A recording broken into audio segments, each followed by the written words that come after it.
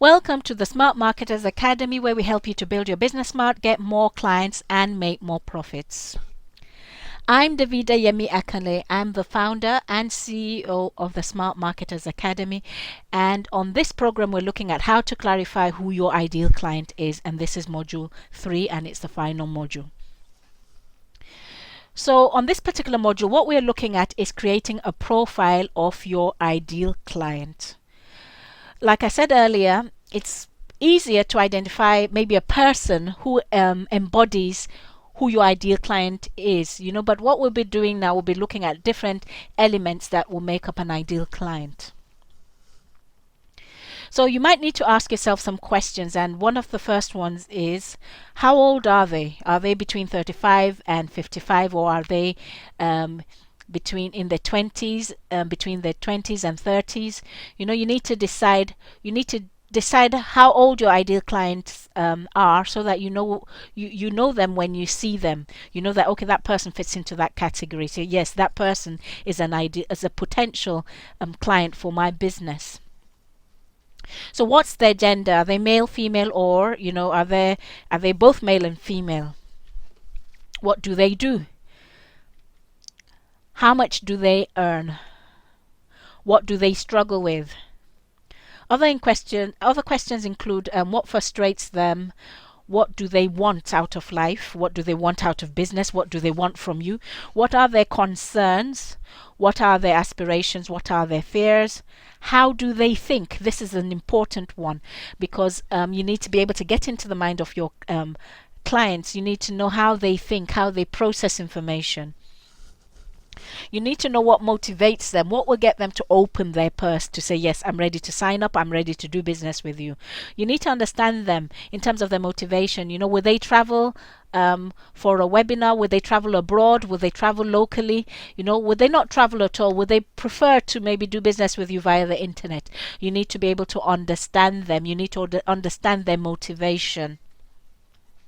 You also need to know how they make their buying decisions. Do they make a decision themselves, or do they have to consult someone else, maybe their husbands or their wives or their spouse, before they make a buying decision? So what is their most compelling want? So you start digging into their inner motivations. What are the things that they're trying to get rid of? Some things can be obvious, but some things are not obvious. So that's why we can't just simply jump to conclusions about our target market. But if you are going to build a successful business, you need to get to know, the answers to these questions at such a deep level. What pain are they trying to get rid of? What problem do they want solved? What aspiration do they want to fulfill? Now, another question you need to ask yourself is, do they value what you have to offer? That is so key. Like I said, some people just do not have the ability they can't really assess what you bring into the table. They can't put a value on it. And that's not because of anything. Maybe I won't say that they're stupid or anything like that. It's just that it's not an area that they have knowledge about, so they're not able to assess it with the eyes of an expert. But someone, let's say a person has actually had a friend who's maybe purchased a similar product, and they that you offer something similar to what you offer, and they've really benefited a lot from it, and they've told their friends, they've told their family. So when now that person comes, when the family member comes and they come in contact with what you have to offer, they are able to attribute some certain value to it. So you need to make sure that the people that you're working with, they have a level of appreciation of what you're bringing to the market. So can they pay for what you have to offer? Yes, there are people who would really want what you have to offer, but they can't afford it yet. So you need to take that into consideration as you decide on who your ideal client really is. So once you've made you've come up with a profile, it is time to move on. You need to decide on the profile of clients that you're going to do business with. Like I said, in life and in business, only the decisive win. You need to decide. You need to put a cutoff point to this whole process. You can't get in. I mean, well, I would say that you might be in business and you might be refining who your ideal client is as you go along, but you need to at least put a cutoff point there and start from somewhere. You need to, start moving in a certain direction. You need to make a decision on a particular type of client, and then you might further refine that. Yes, I won't say that's not going to happen, but start somewhere. Put some finality to the process. Otherwise, you'll keep on digging a hole. You're building and you're on building and you're building and you're bringing the bricks down again. You won't be getting anywhere. So you can't afford to get sentimental when you're going to choose who to work with and who you're not going to work with. Like I said, my husband and I know, when somebody wants to work with us together or maybe with me, and I discuss it with him or we discuss it with one another, what we find is we just, we can't just afford to be sentimental. We can't just we can't go through it. We can't go through working with the wrong type of client because of all the other things that are attached to it. There's baggage attached to that, So when you're saying yes to a client that is not ideal, you're actually saying a lot. You're saying yes to a lot of things that are not really evident at that point in time, but those things will manifest, and they will begin to show up in the relationship, and those are the things that you do not want. So I'd say don't get sentimental once you've made your decision. Sometimes it takes testing. Maybe you think, okay, maybe I've made the wrong decision. Okay, let me try working with this person. And that they seem to fall into that category of a client that is not ideal to work with. You test it, then you're bitten again. So you do it 2-3 times, and after that sometimes you come to a realization, yes, that no, I'm not going to work with that type of client anymore. People will be asking you why are you not working with them, or why don't you want to work with them? But you know better, because once bitten, twice shy. So you can't afford to get sentimental. You'll have to be ready to win some and educate some. Like I said, some people are naive. They don't mean any harm. They just don't know. So you need to educate those ones. Some would convert.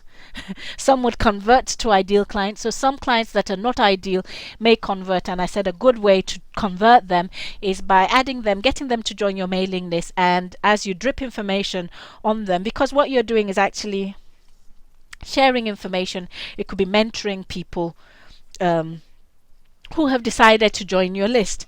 So basically what you're doing is you're bringing them up, you're sharing things about who you'd rather work with or the type of clients you'd work with. You're dropping hints here and there, and eventually they get it. So some of them would get it, and they would be the ones who would be won over. But you'd also have some that you must be ready to lose, and I would say don't even regret that, because you can't win everyone, you can't work with everyone. Not everyone will be your ideal client. That's a simple fact of life. So you've got to move on. You've got to follow your dreams. You've got to follow your heart to new heights. So don't let working with the wrong type of client limit your potential. The wrong relationships will draw you back. It will pull your business back, pull you behind, keep you in struggle mode. One of the reasons why some people are struggling is because they're still working with the wrong type of people. You will continue to struggle until you let go of those types of clients. You won't be able to move forward. So sometimes you need to close your eyes to whatever the cost is of dropping those clients. You're not saying, oh, I hate you, get away, but then they're not the most appropriate people to work with you. So when you make this decision, what you'd find is that things begin to improve for you, because you're setting yourself free from things that are drawing you down or pulling you down, and you're setting yourself free to rise with the people who want to rise with you. So don't be kept in struggle mode or put out of your business. You'll be put out of business if you do not cut these strings. So Look for clients that are profitable to work with. Look out for relationships that are mutually beneficial. I'm so key on mutually beneficial relationships. It's not like, oh no, I'm trying to get the money off the client. No, it's two ways. I help the clients, I help them achieve their goals, I help them achieve their dreams, realize their dreams, climb to whatever heights they want to climb to. But at the same time, I'm rewarded financially for the help that I'm giving. So I'm giving them value, and the value that I'm giving them, hopefully they'll be able to turn it into some other form of value, which could be financial or it could be social. The value is not necessarily only financial. There are other types of value that people get from, it could be health. A person is healthy, they have a clear mind. If you're a health coach, that's the type of value that you're providing. If you're a relationship coach, you're helping them reconnect, get connected with other people. So see it as a mutually beneficial relationship. You're adding value to them, but they're also compensating you by the rewards that they give to you financially. Like I said, business is an exchange of value for value. Business is also about making profits. If you're not in it to make profits, then maybe you need to run a charity. Even charities need to be sustainable to be able to go on from year to year. So be profit minded. That's what we're here for at the Smart Marketers Academy. We're here to help you build your business smart. We're also we're here to help you make sure that you factor clients in and profits in from ground up. So we've come to an end of this program. If you'd like to learn more about our other services and products, please visit us at www.thesmartmarketersacademy.com.